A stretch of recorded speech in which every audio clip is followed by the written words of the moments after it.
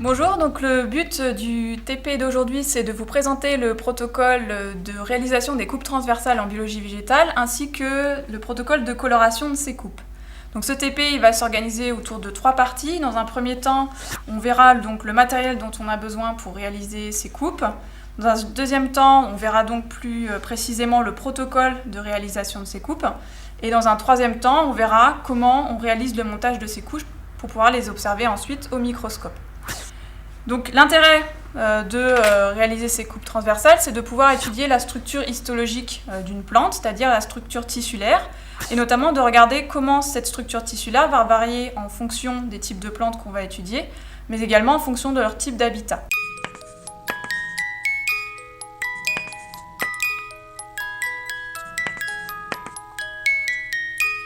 Alors pour commencer, il faut une lame de rasoir, donc une lame de rasoir qui sera bien affûtée pour pouvoir couper correctement les échantillons, une pince, indispensable pour pouvoir manipuler correctement les coupes, une moelle de sureau, donc vous en avez soit des moelles de sureau naturelles ou des moelles de sureau synthétiques, une lamelle en verre et une lame en verre, donc ça nous servira pour faire le montage des coupes transversales pour pouvoir les observer au microscope, un tamis, et puis un récipient donc, pour mettre ce tamis qui nous servira donc à collecter les coupes transversales qu'on réalisera. Et puis donc les différentes solutions dont on aura besoin pour réaliser la coloration. Donc d'abord de l'eau de javel, de l'eau acétique, et puis donc le colorant qu'on va utiliser aujourd'hui, le carmine vert de Mirande. Pour terminer, voici les échantillons dont on se servira aujourd'hui. Donc déjà un échantillon rigide, et puis 2 échantillons souples. On verra qu'en fonction du type d'échantillon qu'on a, le type de protocole va varier un petit peu pour réaliser des coupes transversales.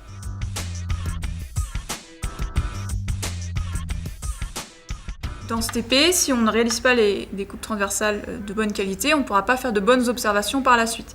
Donc je vais d'abord commencer par m'asseoir pour pouvoir bien me positionner pour réaliser les coupes transversales de meilleure qualité possible.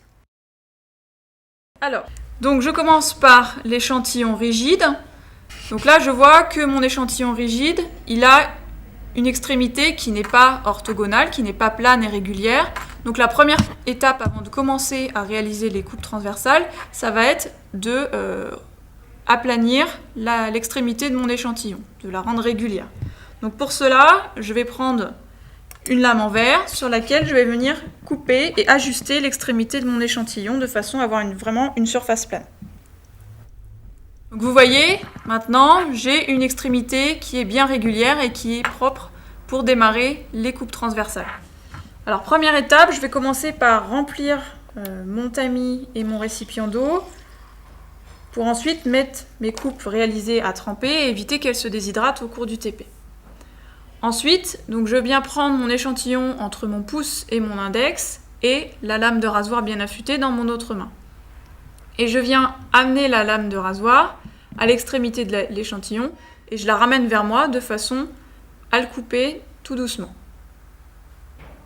Ensuite, donc je prends la coupe que j'ai réalisée avec une pince et puis je viens la mettre à tremper dans mon tamis et je continue à réaliser d'autres coupes pour en avoir au final une dizaine de coupes de bonne qualité.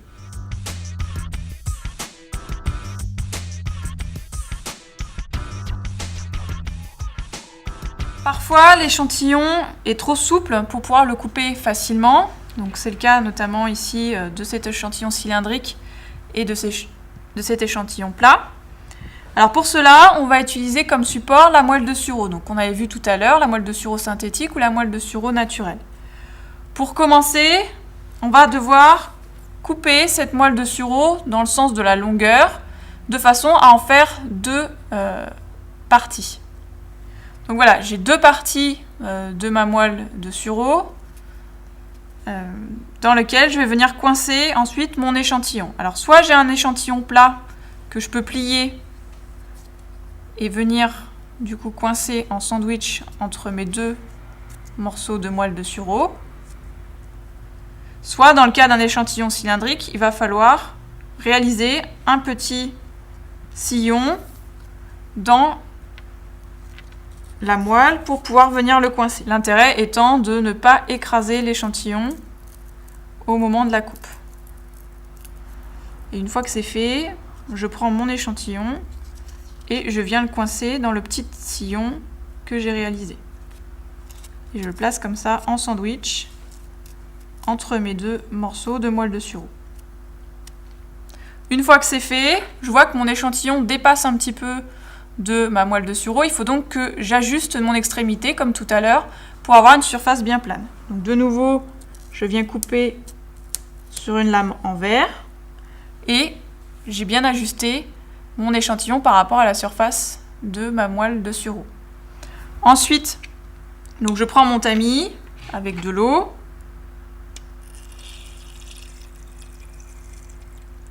Pour pouvoir collecter mes coupes. Et je viens placer ma lame à l'extrémité de mon support pour pouvoir réaliser la coupe. Et donc je coupe la moelle de sureau avec mon échantillon. Donc je viens couper, comme tout à l'heure, doucement, mon échantillon et je le collecte dans mon tamis. Pour mon échantillon plat, je procède de la même façon. Je viens couper l'échantillon en prenant soin de réaliser les coupes les plus fines possibles. Vraiment. Avant de passer à la suite et donc de réaliser la coloration des coupes qu'on vient de faire, il faut d'abord sélectionner les meilleures coupes, c'est-à-dire les coupes qui vont nous paraître les plus fines et celles qui du coup seront de meilleure qualité pour notre observation.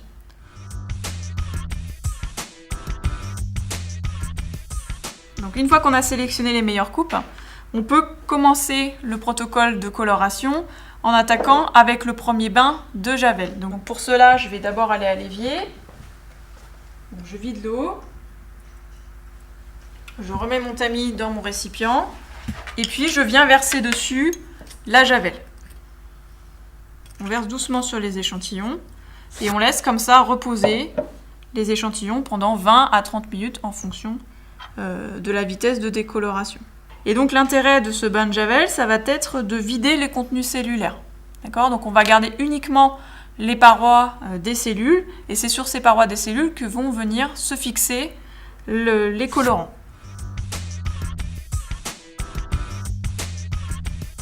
Donc l'étape suivante, c'est le bain d'eau acétique. Mais avant de réaliser ce bain d'eau acétique, on va commencer par d'abord rincer les coupes actuelles à l'eau. Donc pour ça, on va rincer très délicatement les coupes sous l'eau. Une fois que cette étape de rinçage est réalisée, on égoutte un petit peu notre tamis sur un sopalin et puis on vient ajouter l'eau acétique sur les coupes comme on a fait tout à l'heure avec la javel. Alors cette étape de bain d'eau acétique, elle dure entre 5 à 7 minutes, pas plus. Et l'intérêt, c'est qu'elle va permettre de libérer des liaisons OH sur les parois qui vont ensuite pouvoir venir fixer le colorant qu'on mettra dans un deuxième temps. Alors si jamais vous faites l'erreur de rincer entre l'étape de mordançage et l'étape de coloration, c'est pas grave. Ce qu'il suffit de faire, c'est de recommencer le bain d'eau acétique pour de nouveau libérer les liaisons OH sur lesquelles pourront venir se fixer le carmine vert de Mirande.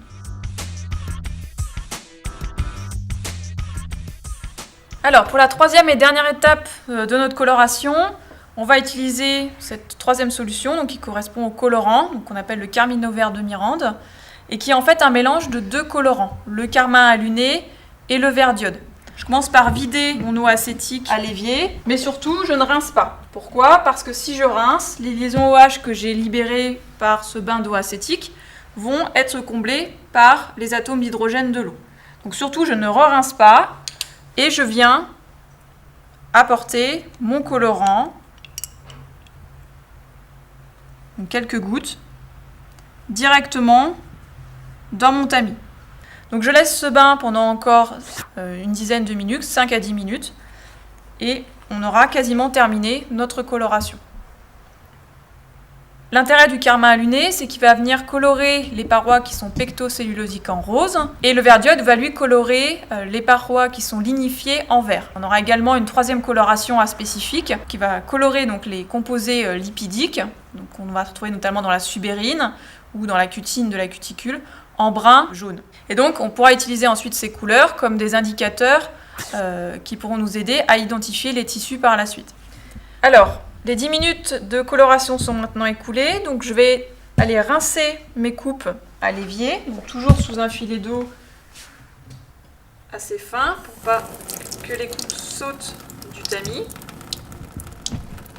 Donc je rince bien mon récipient, je rince bien mes coupes sous l'eau et je les stocke de nouveau, je les conserve dans l'eau de façon à ce qu'elles ne se déshydratent pas avant le montage entre lame et lamelle.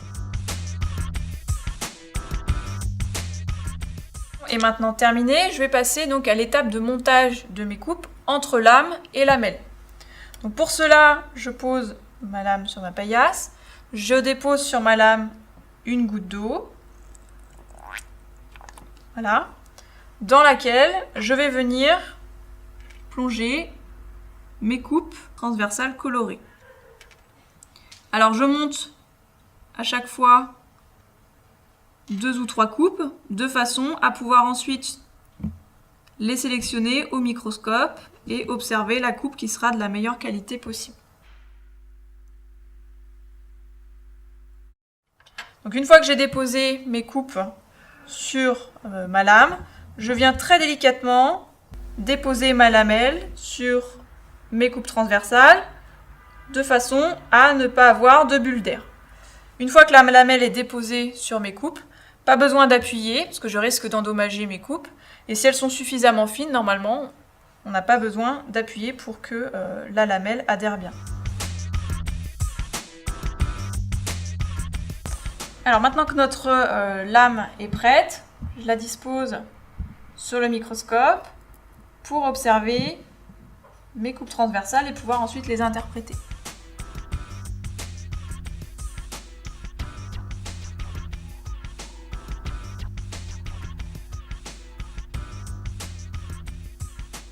Donc là, sur ma coupe, je distingue bien mes 3 couleurs liées à ma coloration.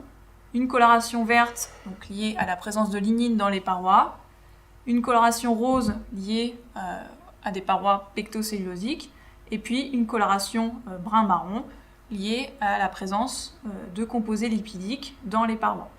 Vous avez maintenant compris l'intérêt de réaliser des coupes de bonne qualité, donc bien fines, pour réaliser ensuite de bonnes observations. Je vous remercie pour votre attention. À bientôt.